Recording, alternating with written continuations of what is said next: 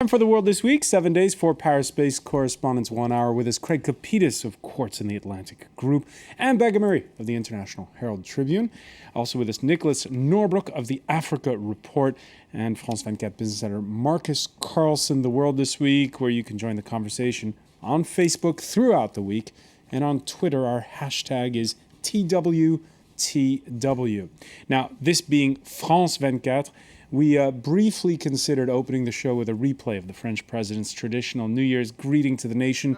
Sadly, because of time constraints, we'll instead give you the abridged version. The economy, he says, will pick up in 2013, and the jobless rate will recede. So why then was this man seen escaping central Paris this Friday aboard a scooter? You might have recognized him. It's France's biggest actor. By that we mean best paid and most famous. Gérard Depardieu, who after bailing to Belgium for tax reasons, has just accepted Vladimir Putin's personal offer of a Russian passport. Craig Kopidis, we knew that Gérard Depardieu was angry over plans for a 75% bracket for French incomes above 1 million euros, but that's now been repealed by France's Constitutional Council. So, he's an angry man still, our Gerard. You know, there's an old Russian saying, don't look now, somebody is stealing your potatoes. And that's what Putin is doing here. It's this is simply Soviet, what's happening. Look, Depardieu is a big deal in Russia. He is the face of a local telecom. He is on lots of advertisements all over the country, has been there for years. He is the kind of guy that the Russians love, a golubchik, a big, blundering, wonderful drinker, full of life. This is someone who Vladimir Putin can really put his arms around. And that's what he's doing. And Putin will get political mileage out of this in Russia. And he doesn't give a whit what any of us, I think. So I say, Udachi, Vladimir, Udachi, davai. This is just so perfect. It's out of an old Kremlin playbook. You got to applaud the guy. All right, it seems, though, that Putin is not the only friend of Depardieu inside of the former Soviet Union. And Slava Grozny. Slava Chechnya. Chechnya forte. Slava Miran Kadyrov. All right, that was the birthday celebration for Ramzan Kadyrov last October. Nicholas Norbrook, he's also good friends. He's with Gulnara Karimova, the daughter of the Uzbek strongman. So Gérard Depardieu seems to have a penchant for the Soviet Union. Well, I think the two probably deserve each other. He's always, he's had that role in his films, and it's hard to see any French people, shed too many tears at his leaving. I think just with the Brigitte Bardot clip that we saw earlier, there are certain icons who France, will happily do without for a while. And when things change in a few years, as they will, they'll come back again. I'm certain of it. All right, Brigitte Bardot, who says she might be going to Russia, but this in a complaint over the putting down of elephants that are ill. Here in France, the passport offer by Putin has given a second lease on life to a tax row story with a conservative daily Le Figaro headlining that Putin's snub to Hollande. There you see it, implying that this is payback for Paris's position on Syria, but in a front-page editorial adding that the joke is on the socialist leader for his tax proposal. And Begamari? I have a hard time seeing this as high politics, high geopolitics, payback for anything as serious as the condition in Syria. Now, I mean, you mentioned earlier that France has repealed the 75% tax rate. What's happened, it hasn't exactly repealed it. The Constitutional Court threw out the law that was drafted, saying it was drafted in a way that was unfair to different kinds of French citizens. That's a big thing in French law. To be fair, you have to treat every group of citizens the same way. The Hollande government is going to repropose the law, and they're going to write it in a way that it will pass the Constitutional Court. So it maybe not the second time or the third time, but they'll get it through. So that law is still there. The other thing that cracks me up about this, and I've talked to some of the people at the office who really know Russia, they're looking at this and they're saying, this is a head fake. Putin is doing this because he's about to introduce something else really nasty, really sinister, really controversial. And he wants to be able to slip it in while we're all focused on Depardieu, which is difficult not to do. What's the head fake about? Well, who knows?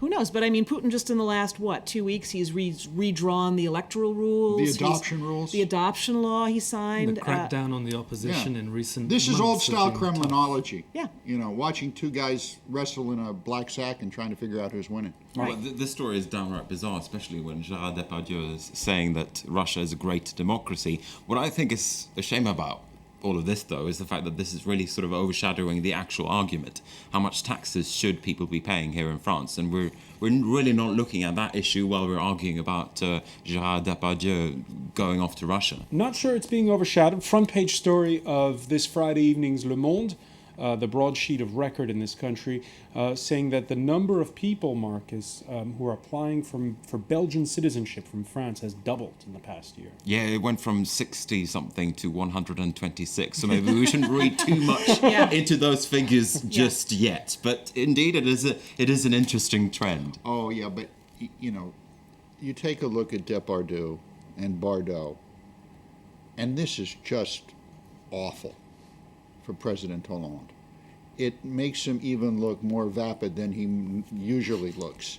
That he is being overshadowed, and his tax policies, which need a complete revamping, as everyone knows, are being overshadowed by a clown, a former sex model, and a president of Russia is satire of the highest order. I think it was, but I mean, when it was Gérard Depardieu, but when it was Brigitte Bardot, and suddenly you have someone who is an ardent defender of the rights of the fluffy and the small in France, pledging allegiance to Russia, where circuses across the country heat up a tin and make a bear dance on it.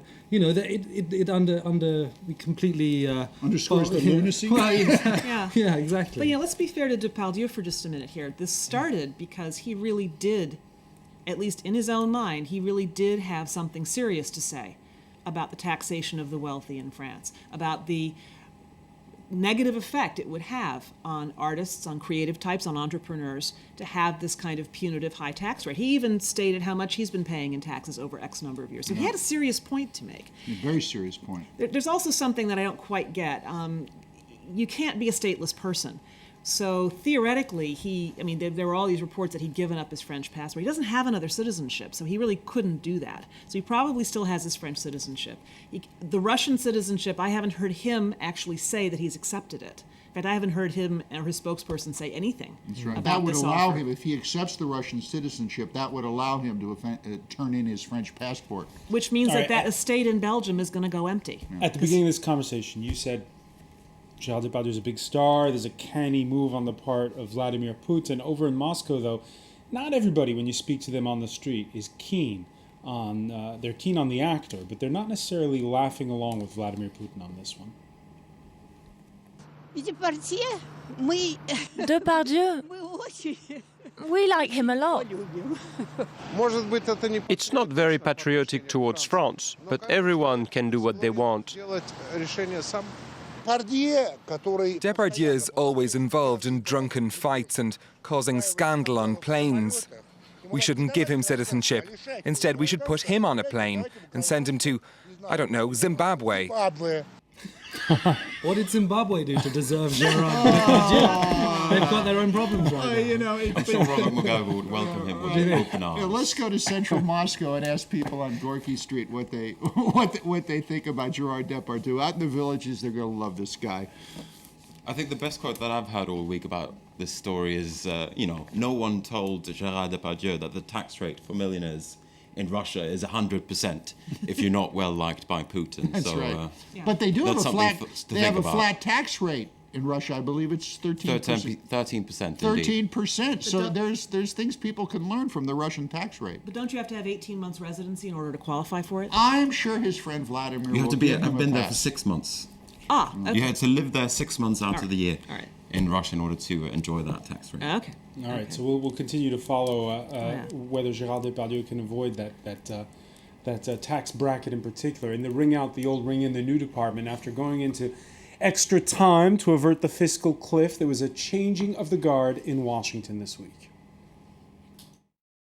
The Honorable John A. Boehner of the state of Ohio, having received a majority of the votes cast, is duly elected Speaker of the House of Representatives for the 113th Congress.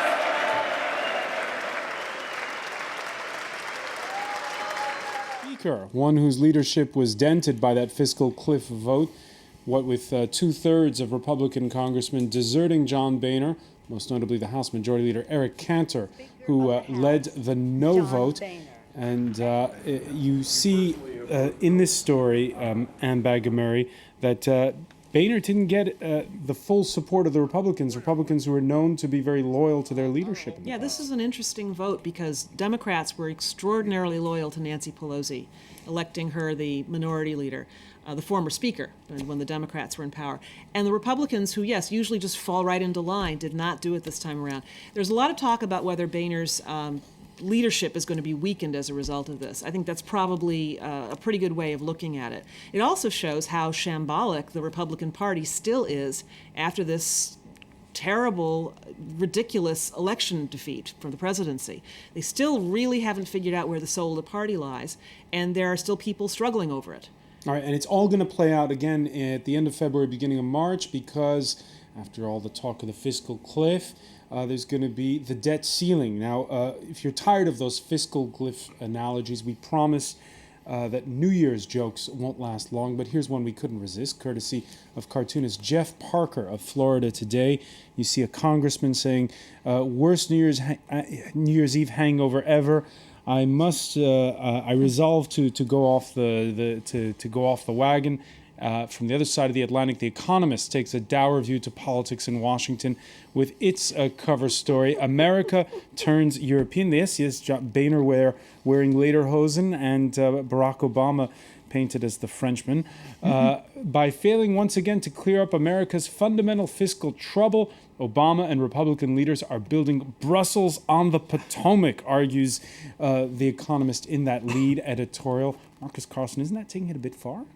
Well, maybe not. I mean, The Economist pointed out in this article, in this leader, that can kicking is becoming a transatlantic sport at this stage. You've got political paralysis in Europe, in the Eurozone, when leaders try to agree on how to save the single currency. And over in the Washington, D.C., well, they're making perhaps even European leaders look good because you have this squabbling. And I suppose the fact that some Republican congressmen and women didn't vote for John Boehner just shows how acrimonious the next few months could be in American politics. Yeah. As we're now going to talk about the debt ceiling, we're going to exchange the fiscal cliff analogies and all of those jokes for the debt ceiling debate.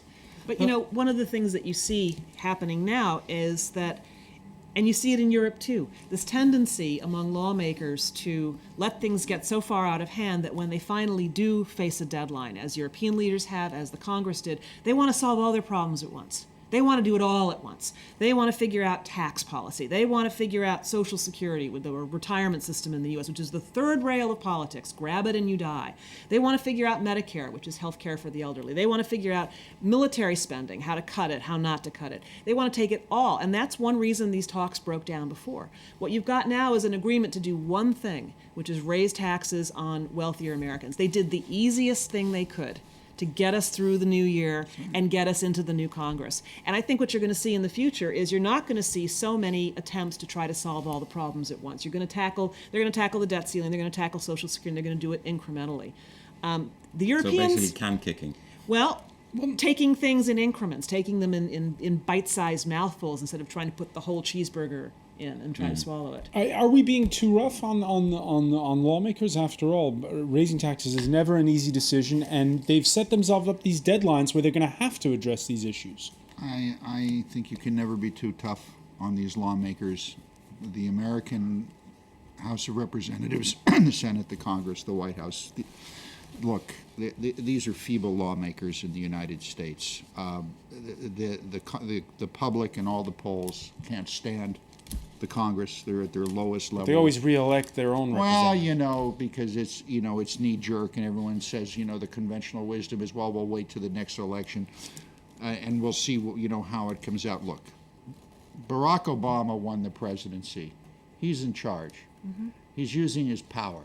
And what he's doing is he's trying to reshape the American psyche.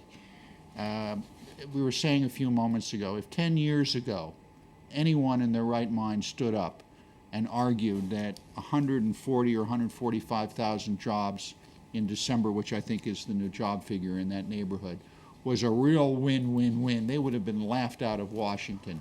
Now you hear people arguing, oh, this is really great for the economy. Well, it's not.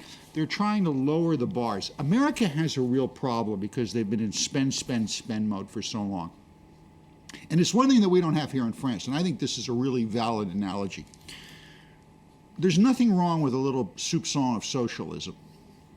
Healthcare, certain things that we have here, which the French did a pretty good job of creating with the help of the right and the left. We criticize a lot of it, but it essentially works. America's deal was never a square deal. The American dream was always the American scheme. And the only time you ever experienced the American dream for most people was when you were sleeping. So they're trying to level this playing field, and the place is just way too big to do it. And if you go in and you say, as Ann was pointing out accurately, well, we're going to raise taxes on the rich people, then, oh yeah, great, we're going to get those guys. It's making a class division. But no one listens to the next clause, that raising taxes on these rich can keep the government going for 7 days. They avoid the problem. And I think, Marcus, you're right. They are kicking the can down the road. And when they finally get to the end of the road, Brussels is going to look like nirvana compared to Washington. All right, when we come back, we'll look at how that changing of the guard is playing out, not just in the past week, but in the coming weeks, what with the inauguration still ahead. Stay with us. It's The World This Week.